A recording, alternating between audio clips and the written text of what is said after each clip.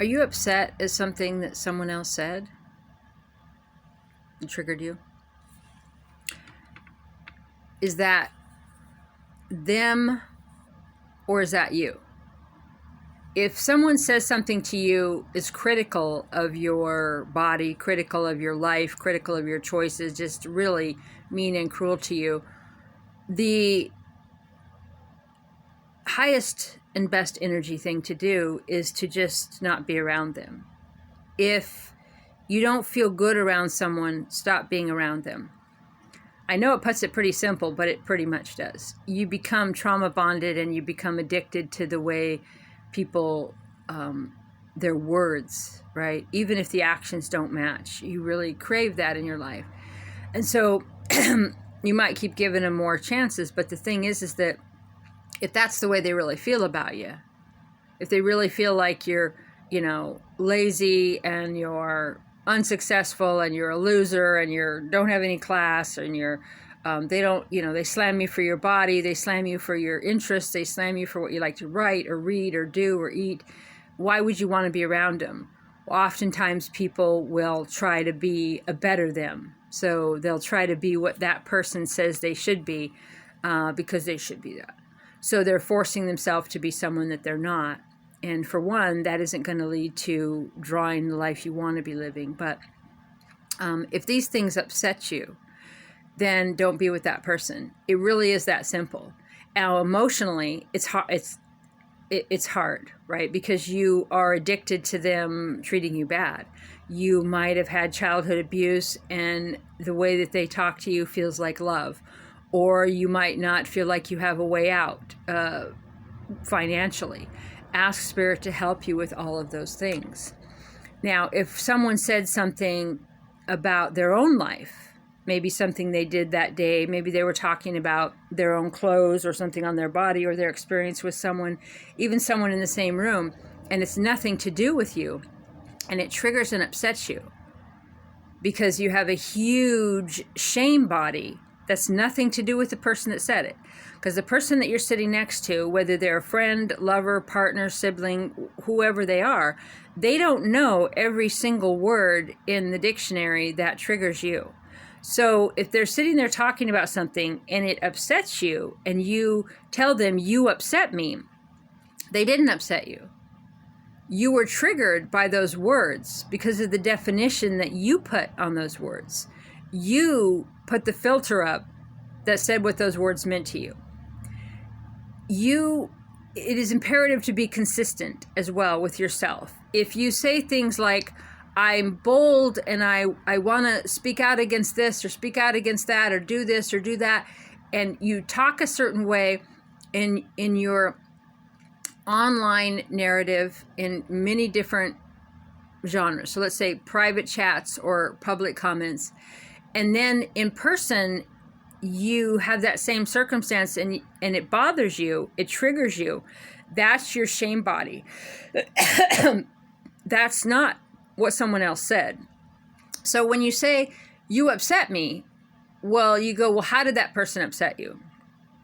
Well, they upset you by talking trash about you, like they're like all the things we used in the first example. Okay, I don't prefer to be treated that way. Then you leave. Like if they're, just weird with you, they go somewhere with you and ignore you, or they're just like kind of like shove you, or they slam you, and you're like, this just isn't fun. I don't prefer this. Then if you're upset, then that's an action step. But if you're sitting there talking about something and someone next to you says that you upset them, that's not an action point. If I'm sitting somewhere and someone says, you upset me with what you just said, well, how is that an action point for me? Oh, I'm so sorry. I'll never say that again. Well, I was talking about me and something I did, and it upset you, so then it's all about you. The key to know here is that no one can upset you but you. Ask yourself, if something's upsetting you, what is it that I must believe for that to have upset me? Why did what they said about their life upset me? I was afraid someone might hear it. You don't get to control your friends and what they say. You don't get to control your adult children. You don't get to control your spouse. You don't get to control your friends. You can't control what everybody at any particular table or setting says, so you feel okay. And if you have people in your life who are willing to live on eggshells and that repressed and that abused and controlled, well, they're going to need a book. They're going to need every day to know, what can I say? What can I not say? What is classy to you? What is appropriate to you? What is going to trigger you? How will that person know? It's my belief that it's your responsibility to look at every trigger and every trauma, and for you to decide, why did those words trigger me? Those words that had nothing to do with me at all, why did they trigger me? And not just blame the person who said it, because there's always going to be another person to say it. If people go out for dinner with you, or just sitting in any public setting, and they start talking about something that you are uncomfortable with, then how does that affect you? Doesn't it reflect on the person? You're like, well, no, it affects me because I'm sitting at the table with you. But that's controlling. That means you need to control every person around you so that you're okay with you. And so ask Spirit, show me what I need to know in order to heal my shame body.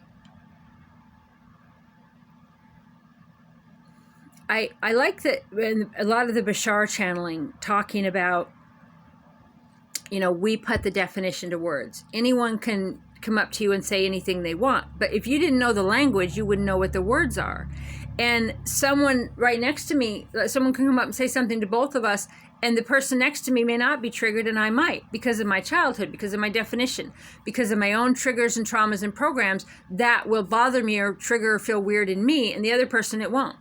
If they'll either just brush it off, or they'll be like, oh, that doesn't apply to me. And it's so interesting how someone can come up to you and say, you're a dolphin. You're like, no, I'm not a dolphin. I know I'm not. Right? You have 6 heads. Yeah, I don't. Because you know that, right? But if they come up to you and tell you you're stupid, or you're fat, or you're ugly, or you got something wrong, you start to doubt, because that was already in you as a definition. That was already put in you as a child, or somewhere in your lineage. And so then you feel bad, and then it upsets you. But when it's, instead of just going, no, I know that's not me. I know that's just not me. That's just something, whatever. But if you're around someone and you interpret what they say as being abusive or negative, when it's nothing to do with you, that's a you thing. And you must address every trigger and trauma and belief in order to get to what is your true belief. You go, well, what must I believe to be upset by that? Well, I must believe that I need to control everything that the person next to me says. Okay. Well, I must believe that a woman in public is not allowed to speak her mind if a man can hear it. I must believe that this woman shouldn't be who she really is because other people's opinions matter more. She shouldn't say what she feels about something in case it might upset some man in the room. I must believe that this woman sitting next to me doesn't have a right to have her own opinion or her own voice or talk about her own life experiences because it will trigger me. And then when you examine those beliefs, you go, well, I don't really believe those, or maybe you do. But you have to look at the belief system so you can say, well, what is it that I really believe about that situation? And put yourself in the other person's position and go, okay, well, if that was me, would I want to be able to say what I want to say?